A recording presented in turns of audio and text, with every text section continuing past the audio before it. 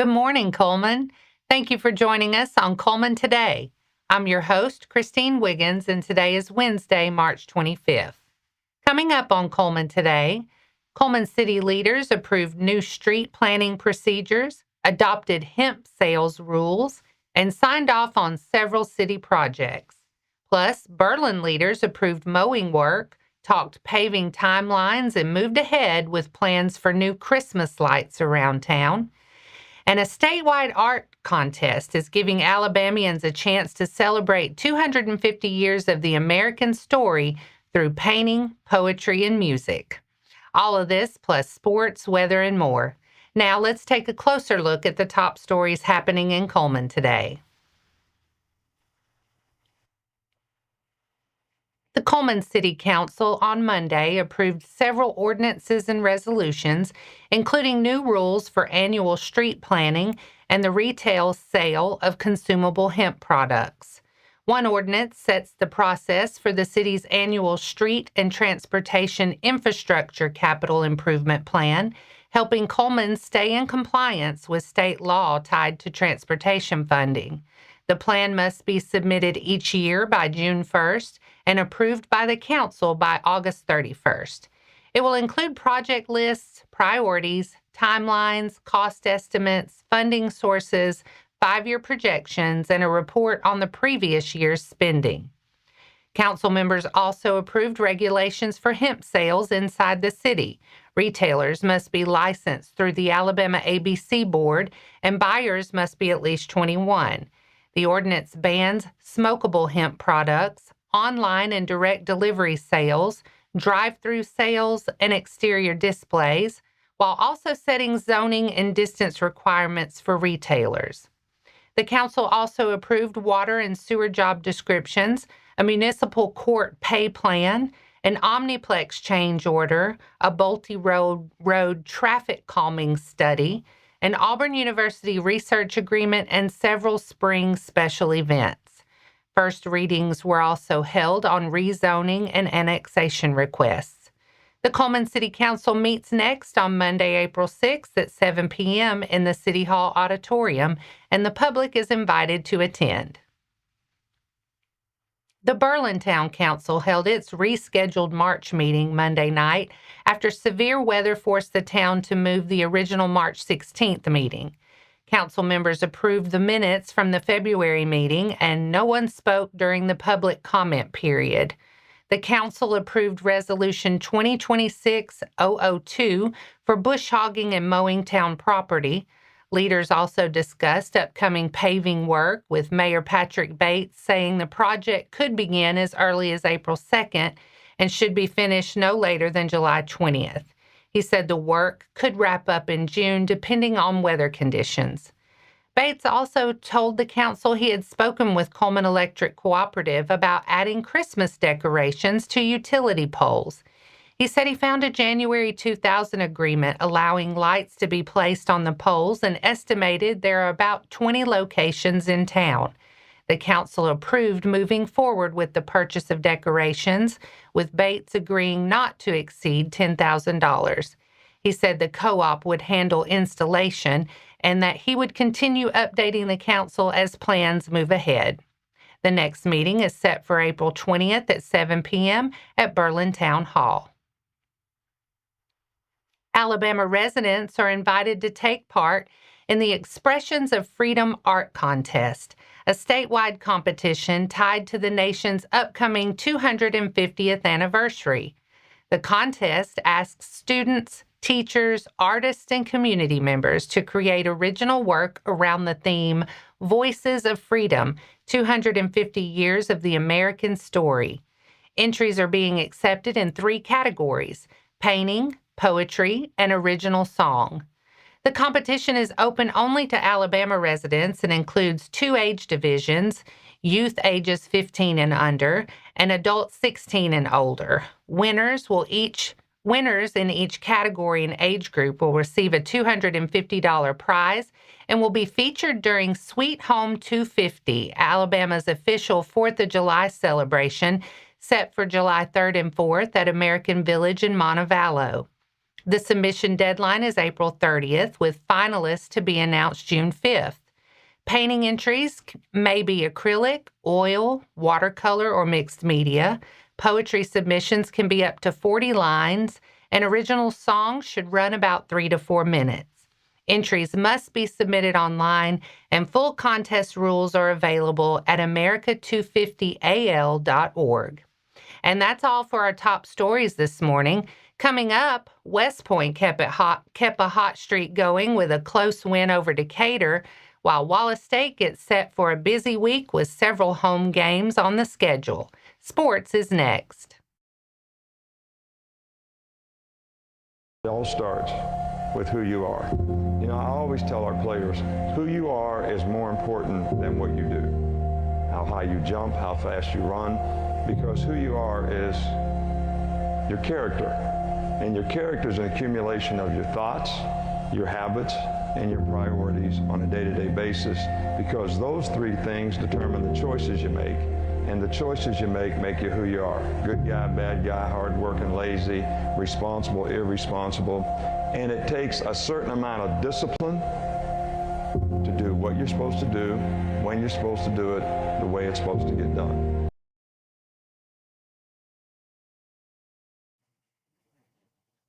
Welcome back. West Point kept its strong stretch going Monday night, holding off Decatur for a 6-4 win in a back-and-forth battle. The Warriors and Red Raiders were tied at 4 going into the 6th before West Point seniors delivered. Boston Freeman dropped in a go-ahead RBI single, and Charlie Ashley followed with an RBI double to push the lead to 6-4. Dawson Crowe then shut the door in the 7th to seal it. Freeman set the tone early, scoring the game's first run, and later finishing with 3 hits and 2 RBIs. Ashley added 2 hits and a run driven in, while Crowe also brought home a run. On the mound, Freeman and Crowe combined to allow 6 hits and 4 runs, with 3 walks and 7 strikeouts. Wallace State has 3 home dates on the schedule this week. Wednesday, the Lions host Marion Military Institute and men's and women's tennis at 1 p.m. Thursday brings a softball doubleheader against Northeast Alabama at 2. Then Saturday, Wallace State baseball is back home for a 1 p.m. doubleheader with Lawson State. And that wraps up sports for today.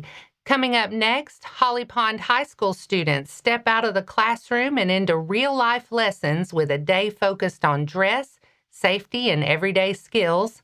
Plus, the Cullman County Public Library system is asking the community to help choose the winning design for its next library cards.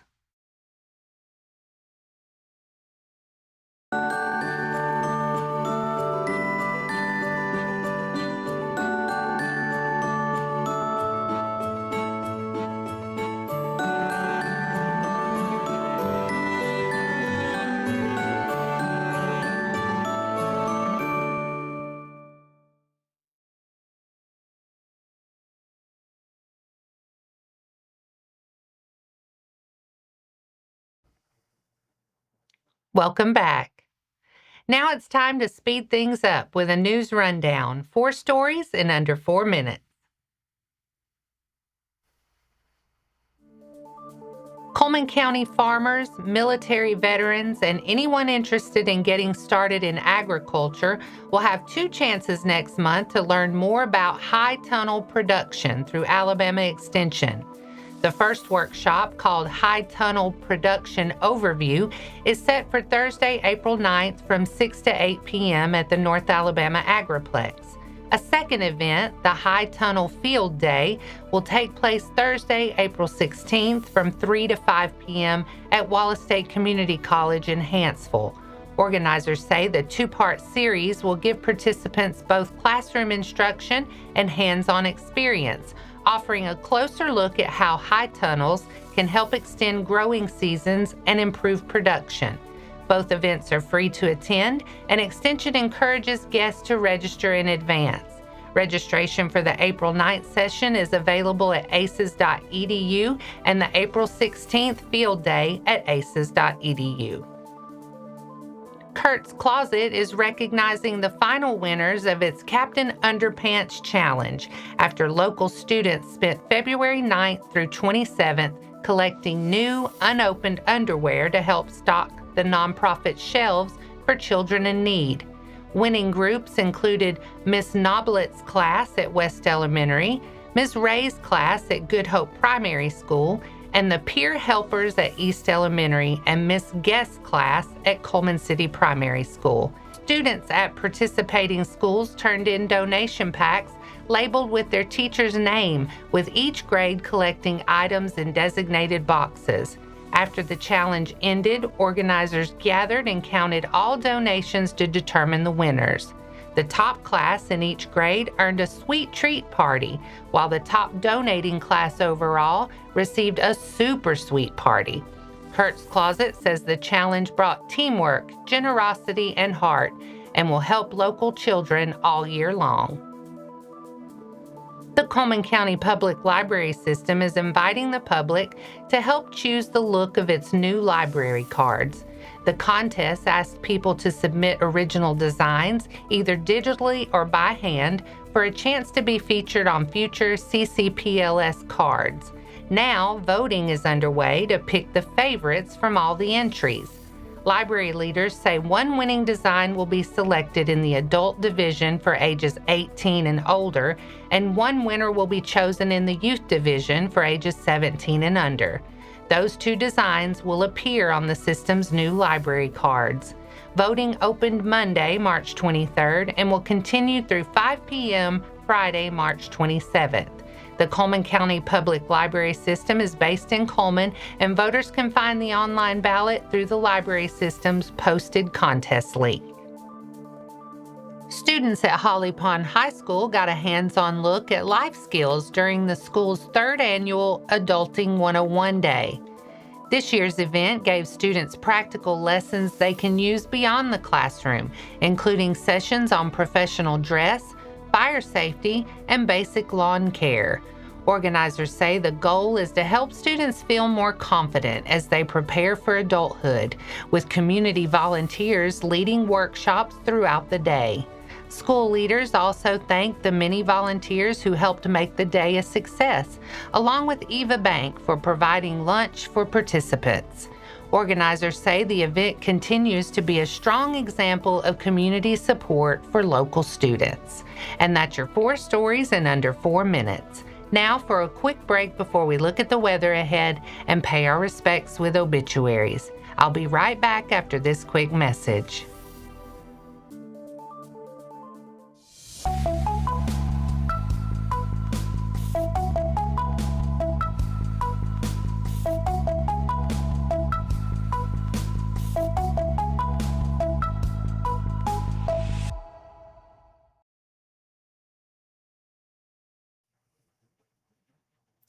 Let's take a moment to pause and remember those who lost their lives this week. Mable Marie Kelly, 94, passed away Monday, March 23rd. Visitation will be today from noon to 2 p.m. at Hanceville Funeral Home. Graveside service will be Thursday, March 26th at 3 p.m. at Oak Hill Cemetery in McAllister, Oklahoma. Rex Daniel Kugler, 86, of Cullman, passed away on Saturday, March 21st. Memorial visitation will be today from noon to 1 p.m. at Moss Service Funeral Home, with a celebration of life memorial service following in the chapel. John Thomas Lanningham, 91, of Elburn, Illinois, passed away Friday, March 20th.